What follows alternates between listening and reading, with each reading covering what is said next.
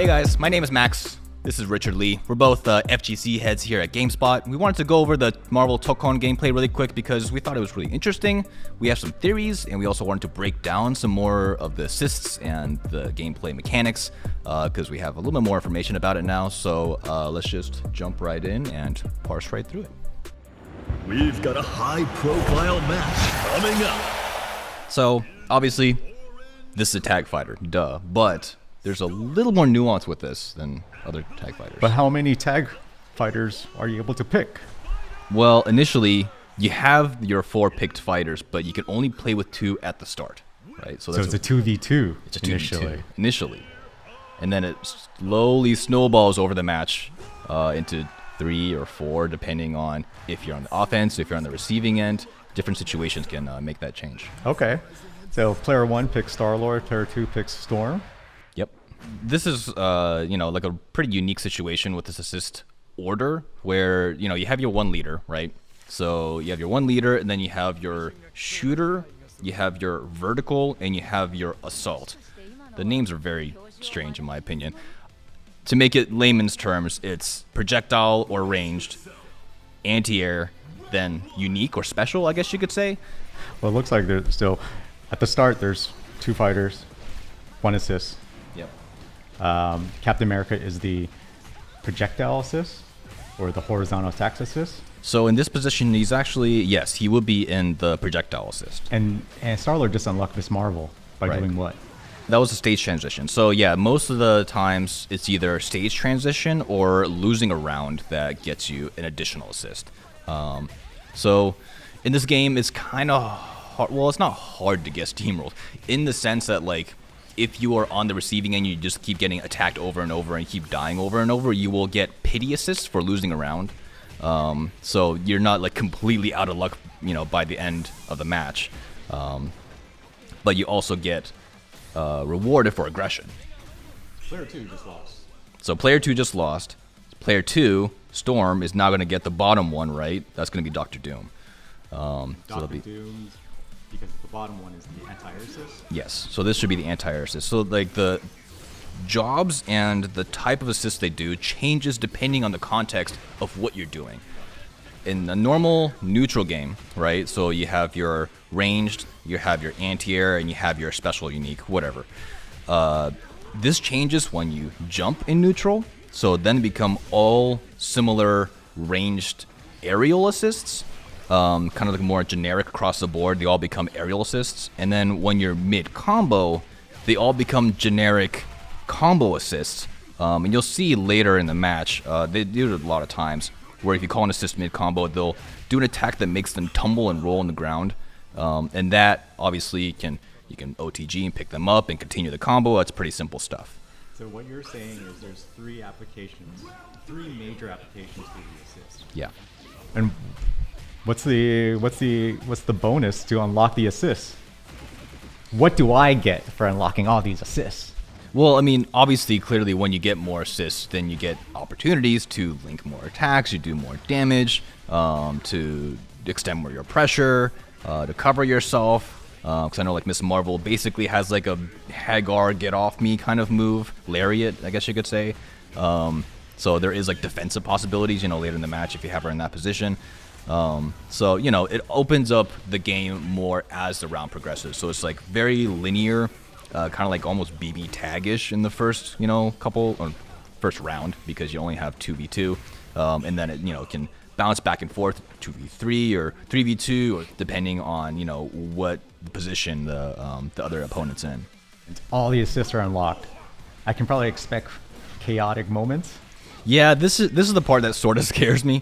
So like, there's gonna be times when both characters and both opponents do this mad scramble and just call in all their assists at the same time, and in that situation, I'm like a little bit worried of like how readable everything is, because it's gonna be insane. 3v3 was already kind of crazy in Marvel games. 4v4 is gonna be more insane. I think I was mentioning before that like color matching all your characters might be like the meta, because otherwise you can't tell who's who. So yeah, that might be like a consideration. You were worried about the readability if all the assists are out. And I think there's two major design decisions that Arc System Works implemented. Yeah. One is the visual clarity. Yeah. If you look at when the assists come out, or when you control the assist, the background changes. You can see that the background changes into monochromatic black and white, creating a lot of contrast between the foreground and the background. You can also see the soul literally flying out from your point character to the assist character, giving you recognition of like what's going on. Sure, if there's like a lot of stuff that's happening, explosions, projectiles, assists that are happening, you will lose track.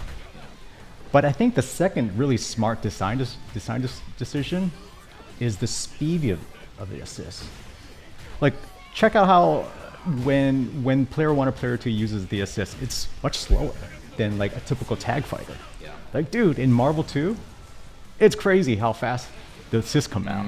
Yeah, I was, I played this at Evo, and I walked up to the kiosk, and I'm like, this is Marvel 4, baby, let's go. I'm going to jump right in, and we're just going to be mashing buttons real quick. That is not the case. That's not the case. This is definitely more like, people have been comparing to other games like Grand Blue. Like, within the Arc Systems Works, like, universe, like, Grand Blue is, like, the closest speed, I guess, you can get to this game. So what you're saying is Grand Blue is typically a slower pace. Slower pace game, yeah. So it's kind of this pacing where the hits feel more meaty, the speed is not as high. Oh, so another point I wanted to bring up is that because you can start as like one character and die as that same character, and there's no like specific character that can be killed off, and you can always have your characters pretty much at all times. I mean, you have to again get them throughout the fight, but you can still access your character, your main character at all times. I'm wondering if like your second character and your first character is going to be picked more specifically to like have counter matchups. So because like in Marvel games, like your first point character, he gets killed off, you just can't use him again. Sure. When this game, like maybe like Miss Marvel is like very specifically very good against Iron Man. I don't know. Maybe I no idea. But if that's the case, it'd be like, okay, I'm gonna counter pick them, active tag into Doom. Maybe he's really good against Miss Marvel, and like counter pick actively as a choice mid match, as like a design decision. So I was just thinking about that because you really can't do that in other tag games because they just die off. Yeah, in the case of Marvel 2, you have your point character, which is battery. You give meter. Right. You build up a ton of meter for your second character, and the second character will unload the meter. Right. There's like very specific jobs per position of those characters, and they're kind of expected to die almost, and like kind of give their life and give their meter for the other characters. Not really the case here. So it's kind of just interesting, design theory behind this game. Well, the way that I'm going to play it is I have old man reflexes and old man memory. I'm just going to play it as 1v4. That's totally fine. I think they even said that themselves. They're like, okay, if you just like one character and you're a fan of this one character, you can just play them and kind of just mess around with whoever else on your assists, and it doesn't really matter that much. So casual players, I think they'll be totally happy with this. It's totally fine. But what about the rate of the assists that are coming out? What's that green bar up? So yeah, at the very top is the assist meter. So there's 3 bars. So you only have access to 1, 2, and 3 depending on how many assists you have. So if you start the match, you're only going to have 1 bar, and then when you get another, you get 2, and et cetera, et cetera. So you get the total of 3. They refill slightly quickly over time. The Marvel mindset was you had such long combos that you could like refill your assist mid combo and like kind of like you can even spend meter mid combo like for a super, and like you could like extend the combo even further to get more meter back. It's like a recycling system. This game stops that. So if you're like mid combo and you use an assist, that meter will stop filling, as far as I can see. So there is some sort of like defense against that, which is really nice. I think they kind of figured out that they probably don't want that like cycle of like assist, long combo. Your assist is now refilled. We can use it assist again. I don't think they're going to let us do that. The assist management is really important in any tag fighter. But it looks like the cooldown is pretty quick, according to you. I think it's fairly quick. I think it's pretty average, I guess. I don't know. Like you can call your assistants like what, 5 seconds? I should pay attention to actually how long it takes, but it feels quick. I don't know, especially like as you have access to more assists at the same time, especially because it's 4 assists. That's a lot of characters, so you can like have one, 2 seconds later have another one, 2 seconds later have another one, and then by that time you've used all of the third one, you have your first one back again, pretty much. So yeah, that was like what, 4 seconds maybe? That's insane. So they're pretty liberal about that, which is could be good or bad. I could see them tweaking that later on, depending on how people react. Because we didn't get that much time with the game. Nobody got time with the game. We had about, I don't know, like maybe 15 minutes max. I think some people got like an hour, and that was like they could barely touch the surface of this game. What do you think about like get-up situations in this game? It seems like the game is trying to minimize really oppressive mix-up due to Oki. Yeah. And you don't really see that. Yeah, I mean, in this gameplay footage, we don't see like that much punishment of like Oki either. So I don't know if like that will change later. Well, the fact that a lot of things just reset back to neutral. Stage transitions reset back to neutral. Even like combo enders. Yes. Yeah. That's you don't get that opportunity to do some messed up mix-up. Yeah. So again, I keep talking about Marvel, but it's I don't want to keep comparing this to Marvel because it's totally not. But like I'm just saying, in Marvel games, right? You steamroll somebody, you do like a one hit touch of death, and then you do this crazy setup in the corner, when then you just get another free hit, and then that's over. And so basically, it goes from like the beginning to the end of the game, and you're just steamrolled. This doesn't really allow that. So like there's clear breaks constantly, like hard breaks. So there's like the wall breaks, which resets you back to neutral. There's the Oki is, again, that's kind of hard to say. So what you're saying is I won't really get vortex to death, making this game a 1P game. I hope not. But the game does try to remove as many messed up mix-up attempts. Making the game like just a single player game. Yeah. Yeah, that's the thing that I do not like about playing, say, like Marvel 2, Marvel 3, or any other tag fighters. Yeah. It's like the whole steamrolling factor. Yeah. Like I said this before, I'm an old man. Yeah. I don't have young men reflexes. So just getting mixed the hell up just makes me just want to flip the table. Yeah, I'll just give up. Yeah, especially getting mixed when your new character's coming in. Like there's like nothing you can do about that. That just feels cheap in my opinion. So this game does give you the person on the receiving end more opportunities to do something about it. Yes. Yeah. So yeah, it's both the combination of each round restarting after one person loses their health and wall breaks. Like both of those together, like it's basically constantly going back to neutral. There's no way to like just constantly have somebody in the corner and just oppress them forever. There's no way. And resetting the position back to neutral isn't just that opportunity for the person on the receiving end. Look at the combo meter. Yeah, the combo meters. There's a combo limiter. It's weird though. This thing is so weird because like, so KI has this and Invincible Versus has this similar system where it's just like a very literal combo meter. If it caps out, they pop out. Right. We've seen this somewhere in this footage with Captain America. He did a pretty long combo. He had one assist come in, bum bum bum. He did another assist, and then he hit him in the corner, hit him with the jab. And there's this weird red spark that happened, and Dr. Doom went flying. He went popped out. Let's bring up the footage. So I don't think we have quite enough information still to like exactly, explain what's going on with the combo meter, because there's like a tail end which turns red in that meter section. I was initially thinking like, oh, that's a damage scaling thing. Like maybe it just does less damage when you've capped out. But at this point, it's clear that like this specific system seems like it forces people out of the combo when it's capped out. Now, there is a situation later in the video where this doesn't happen, and I'm very confused because Star-Lord did a super into a combo after the super. Clearly maxed out red. Still comboed, no problem, didn't drop. So there's still some information we're not seeing here. I'm curious to see what this situation calls for, like the context of why that doesn't work. But yeah, that's just something we'll see probably in 3 weeks from now. Do you think this red spark is the limit?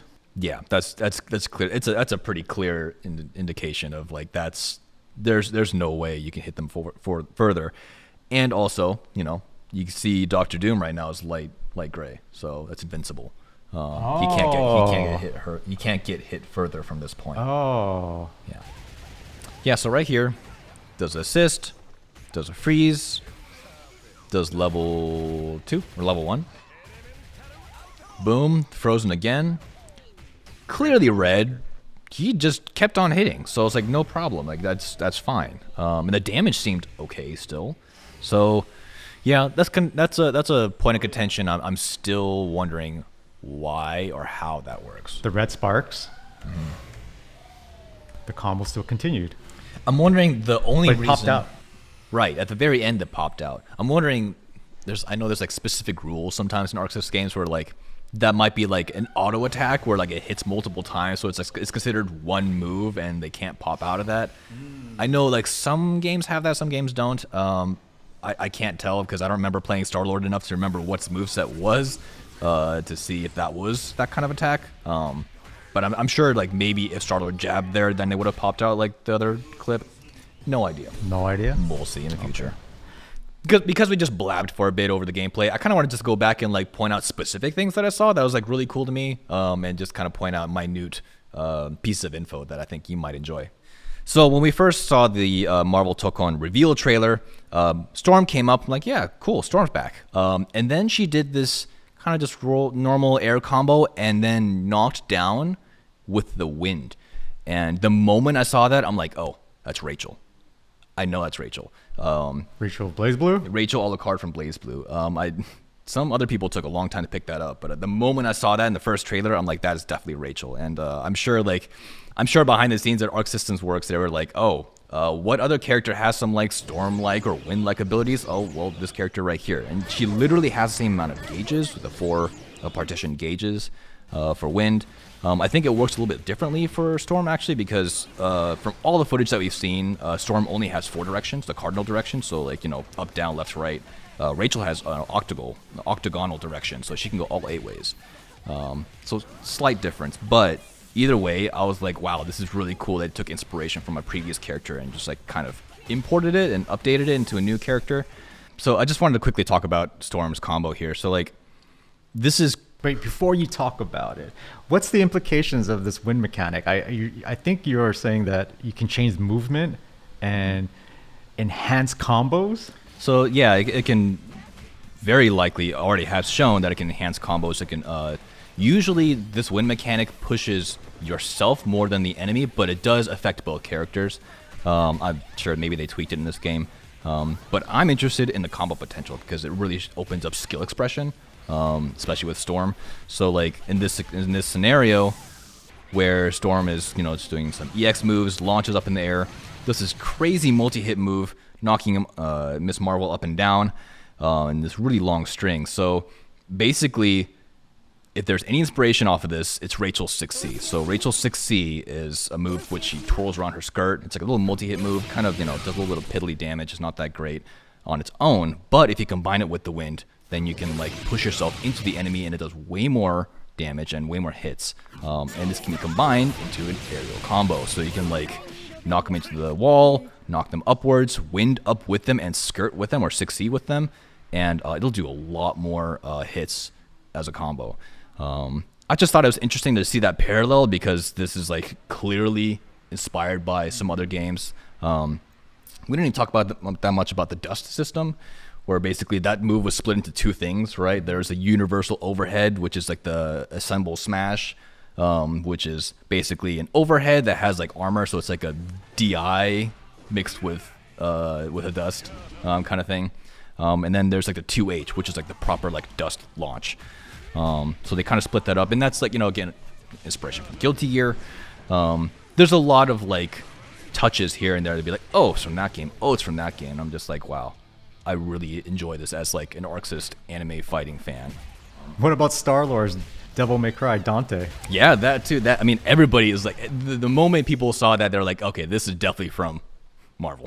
What about Doctor Doom's hidden missiles? Well, hidden direct energy weapon. Yeah. I mean, I don't think I saw him hidden missiles in any of the gameplay. No, there was no missiles, but That's it's an energy weapon. Yeah, I mean, yeah, they have the assist as the laser that comes down. I call it the Hammer of Dawn because it looks like the Hammer of Dawn from Gears of War. But yeah, they definitely changed them up. I missed the foot dive, but you know, it's a different game, so it's fine.